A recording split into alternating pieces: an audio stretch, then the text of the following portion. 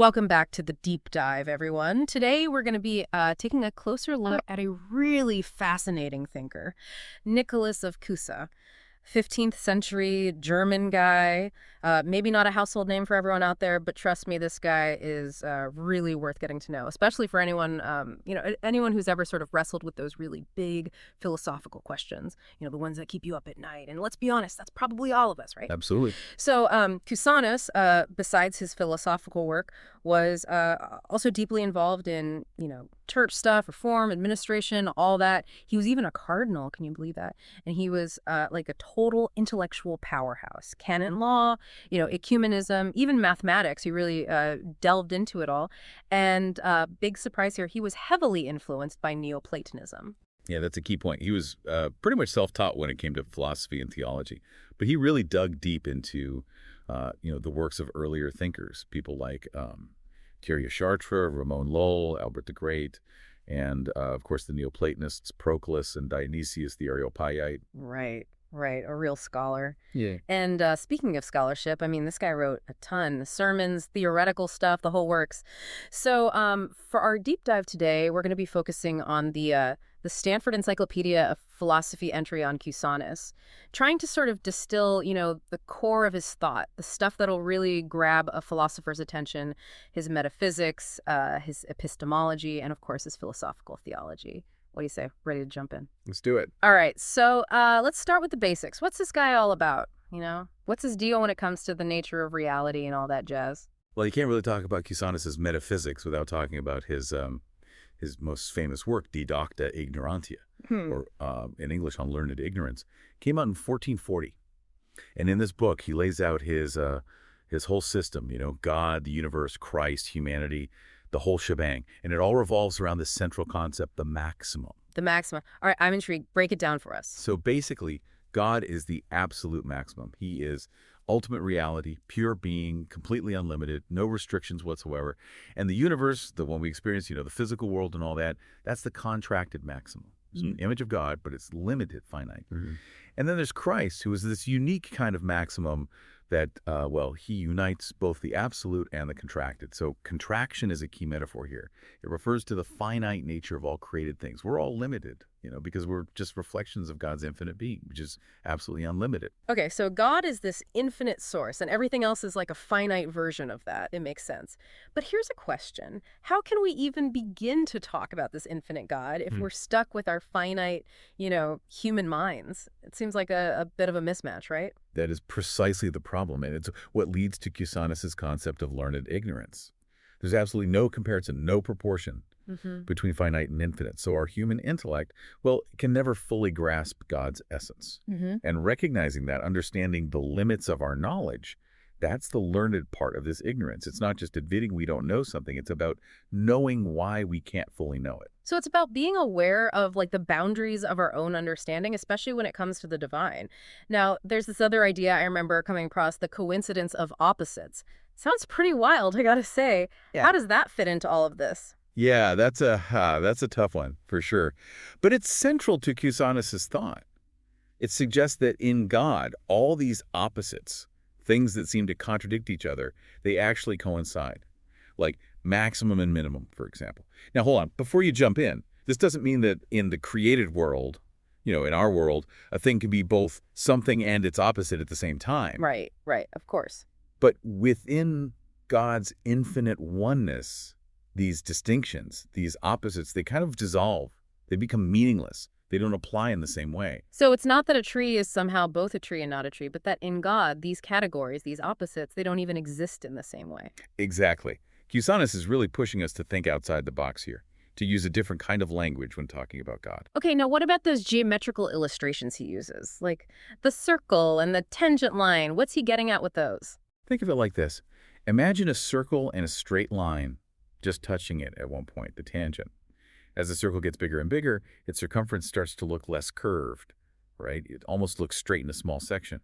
Now, if you could somehow make that circle infinitely large, the tangent and the circumference, they would kind of become the same thing. Of course, in regular geometry, that's impossible. But it's a metaphor, a way to help us think about the infinite. Right, it's like a mental exercise to stretch our understanding. Okay, so What about enfolding and unfolding? That seems like another biggie in Cusanus's system. Absolutely. Enfolding, or complicatio, and unfolding, explicatio, they're crucial for understanding how Cusanus sees the relationship between God and the universe. Basically, all things are enfolded within God. He's the source, the origin, and the universe, everything in it, is an unfolding of God, an expression of Him in time and space. So the universe, with all its diversity and complexity, it's both contained within God and also a manifestation of Him. So God is both within creation and also beyond it, like simultaneously. Exactly. And this enfolding and unfolding, it applies to everything. Cusanus even says each thing is in each thing. Hold on. Each thing is in each thing. Now, that's a head scratcher. Explain that one. It's like this. Just as God is present in every creature, as a kind of mini version of Him, the whole universe is also present in each individual thing. Think of it like a microcosm reflecting the macrocosm.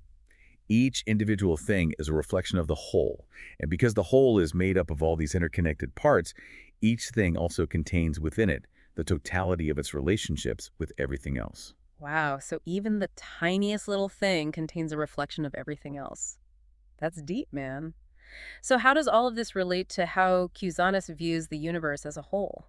Well, for him, the universe is not this static, unchanging thing. It's dynamic, always in motion. And there's no fixed center, no absolute boundaries. He actually argued against the Earth being fixed at the center of the universe. Wow, that was pretty radical for his time, wasn't it? It was. He realized that nothing in the finite realm can be completely still, so the Earth couldn't be the absolute center. And he even said that the universe is infinite, in the sense that it's boundless. So where's the center then? The true center. Yeah. The true circumference, they're not physical places, they're in God. What we perceive as the center, the edges, it all depends on our perspective within this contracted maximum. He even speculated about other worlds, like planets, and how our whole view of the universe would change if we were on one of those. The point is, there's no absolute reference point except for God. That's mind-blowing. Okay, so we've got this dynamic, boundless universe, and it's all a reflection of God. Now let's talk about Book 3 of Unlearned Ignorance. What's up with Jesus being the maximum at once absolute and contracted? That sounds like a mouthful. This is where Cusanus brings in the Christian story into his philosophy. He sees Jesus as this unique point where the infinite and the finite come together. He talks about perfect specimens, like the perfect example of a thing. And he says that for a specimen to be truly perfect, it would need to be united with God, the absolute maximum. This is his way of thinking about the hypostatic union, the idea that Jesus is both God and man. So Jesus is like this perfect image of God in the finite world, but we can only truly understand that through faith. Okay. Exactly. And here he uses that microcosm, macrocosm idea again. Humans, we're somewhere in between the angels and the rest of creation, right? We're a mix of the spiritual and the physical. So we're kind of predisposed to this union with the divine. But Christ, he's the ultimate medium, the bridge between the finite and the infinite.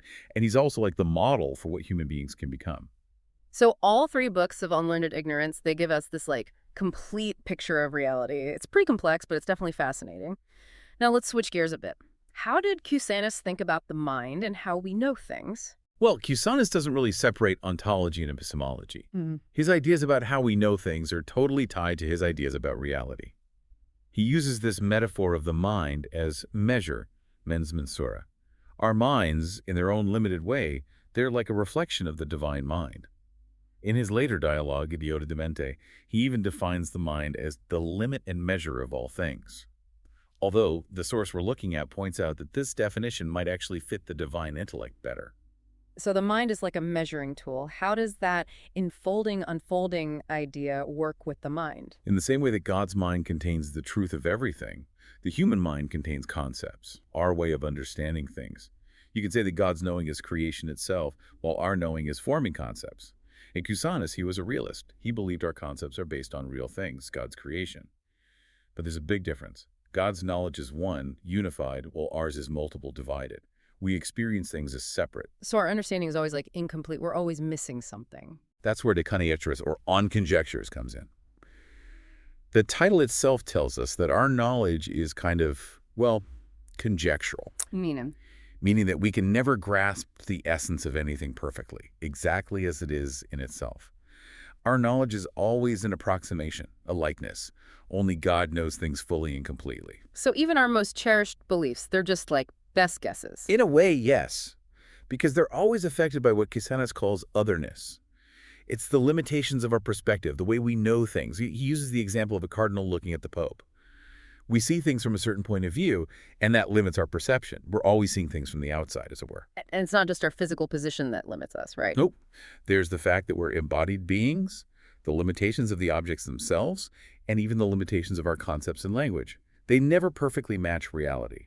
But if our knowledge is always just a guess, why does Cusanus think it's still valuable? How can it still participate in truth, as he says? Because our minds, even though they're limited, they're still images of the divine mind. That connection, even though it's imperfect, gives our knowledge some validity. Our knowledge is different from God's, which is perfect and complete, but it's still a kind of reflection of it. Okay, now earlier you mentioned that definition of mind as that from which comes the limit and measure of all things, and also the idea of knowing as assimilation of beings. How do those two ideas work together? This is where things get really tricky. There's a tension between assimilatio, our minds becoming like what we know, and mensura, the mind as an active measure, creating concepts. Some people think Cusanus is more of a realist, meaning our knowledge comes from a reality outside of us. Others see him as a kind of proto-Kantian, emphasizing the mind's role in shaping our understanding. So which is it? Is our knowledge based on what's out there, or is it all in our heads? Cusanus seems to be trying to bridge that gap. He definitely thinks there's a real world out there, and that our senses tell us something about it.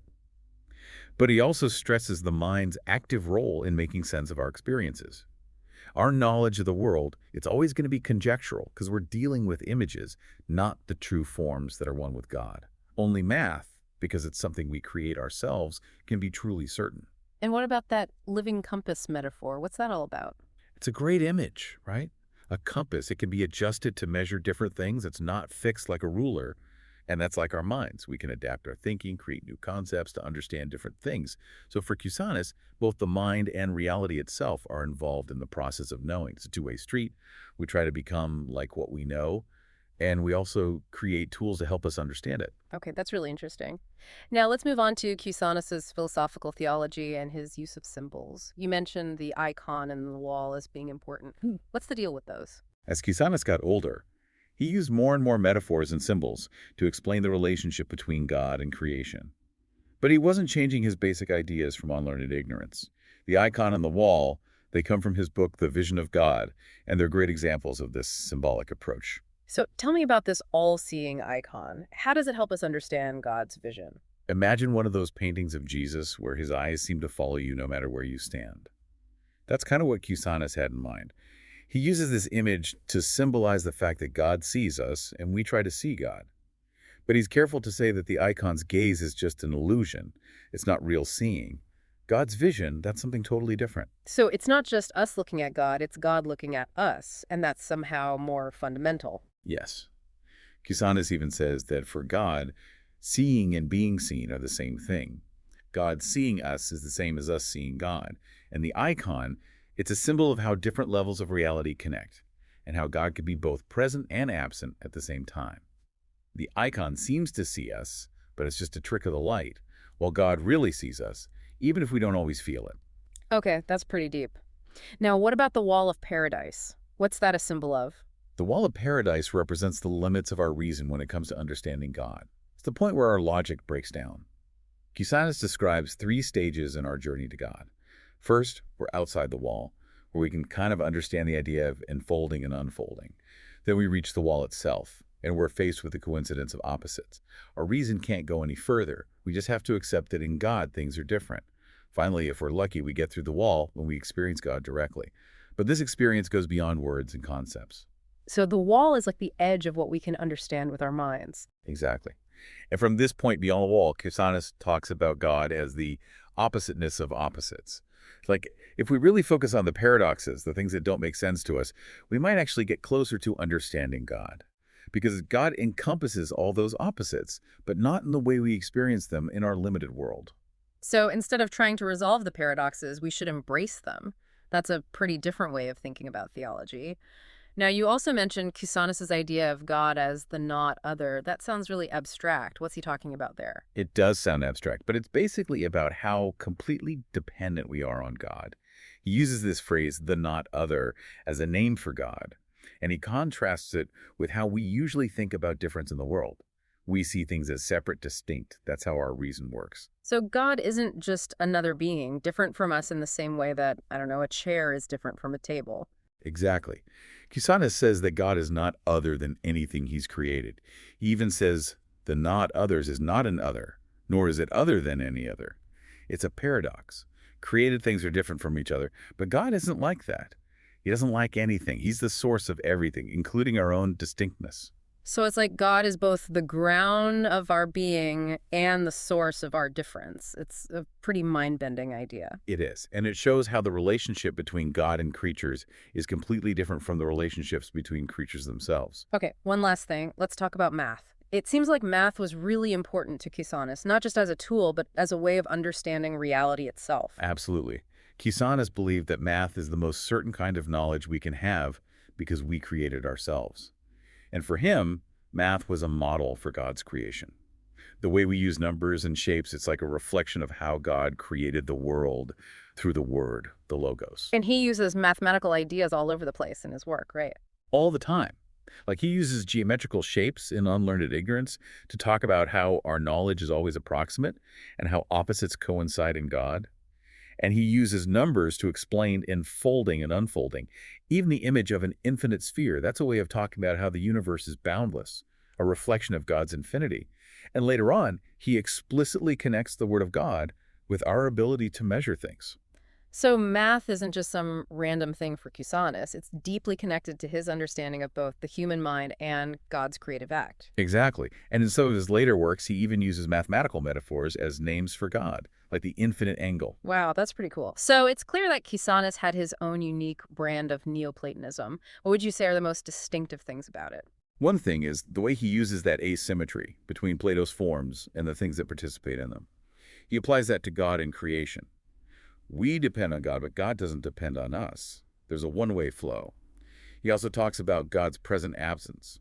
God is necessary for everything to exist, but he's not present in the world like physical things are. And maybe the most unique thing about Cusanus is his use of metaphors. He comes up with all these new ways of talking about God and creation, like the coincidence of opposites, enfolding and unfolding, the not other, the oppositeness of opposites. So his ideas about reality come first, and then he finds the metaphors to express them. Exactly. That's what makes him so original. He's not just borrowing metaphors, he's creating new ones to fit his own vision of things. Well, this has been a pretty intense deep dive into the thought of Nicolas of Cusa. We've covered a lot of ground here. We've talked about learned ignorance, the limits of our knowledge when it comes to God. We explored the paradoxes of God as the coincidence of opposites and the not other. We saw how the universe is like a limited image of God and how our minds both measure and assimilate the world around us. And it's important to remember how relevant Cusanus's ideas still are today. He was grappling with questions that we're still asking. How do we understand the infinite? What are the limits of reason? What's the relationship between God and the world? Definitely. So as we wrap things up here, I want to leave you with something to think about.